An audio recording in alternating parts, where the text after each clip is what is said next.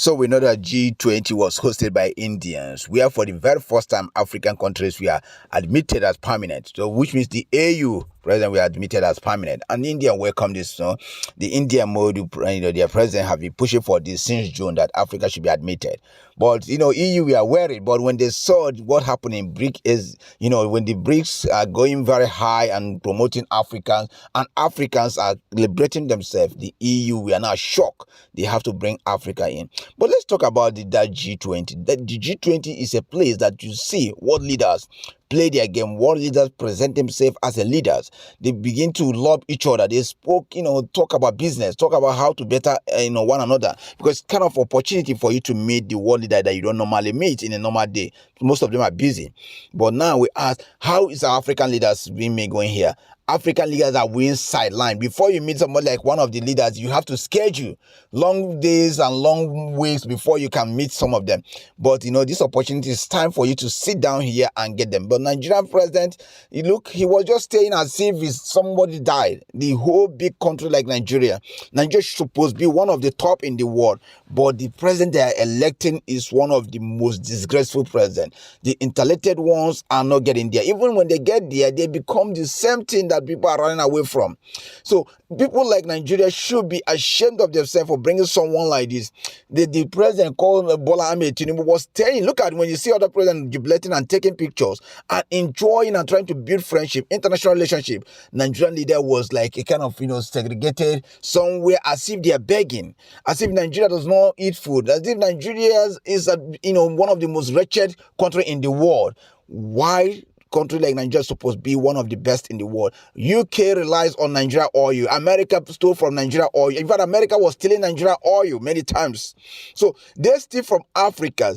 Africans should be moving this. Africa should be top there.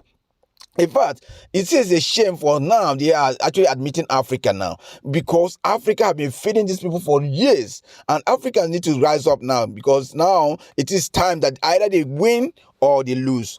The world is changing. That's why Africa need to change this old man and put vibrant youth that will stand there and know what they are there for. Because if you put youth like Ibrahim Traore there, he will be standing strong, because he knows that the African has what these people are looking for.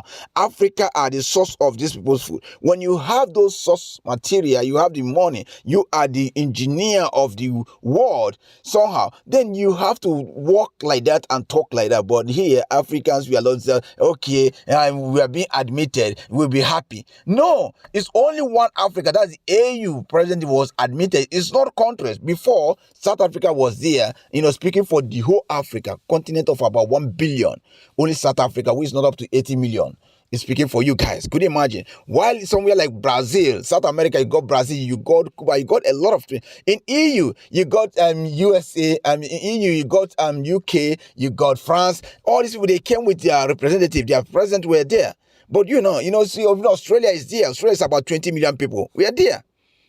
But in Africa, they come, become a puppet when they do things within the right note and tell you, oh, yes, we have done this. You guys should join and you guys should do this. That's all. You see, but now, yes, you guys are being admitted, but you guys have to move step forward and begin to take authority where you belong, because Africa need to put the pin in materials, in natural resources that they are supplying to the world. You have to put the price, and the price should be firm. Anybody that coming to Africa have to do business with you guys. Kolo Toure, Ibrahim Traore have said, he said, I wonder why Africa is so rich in natural resources, but we are the poorest one. The one in Niger will tell you guys that the Nigerians, what is happening today, in that France sell Niger raw material about 150 euro. Then they buy from Niger about 0.88 cents. Could you imagine that? What kind of criminality is that? Which other way that you can say this is slave trade? Which other way that you can say this is a scam? But Africa, it's time for we not just to watch as other leaders are celebrating. It's time for us to stand firm, and you show it. Not when people are striking deal, you stay in one corner as if people will come and ask you, are you okay? Do you need food? Do you want us to take care of you? You begin to play that empathy lifestyle. No, it's no longer that way. You have to stand firm and begin to walk like kings and begin to behave like leaders. not about admitting you. Will you be able to take that position of admission? Now, if we are talking about this, it's time also Africa begin to elect leaders that can stand up.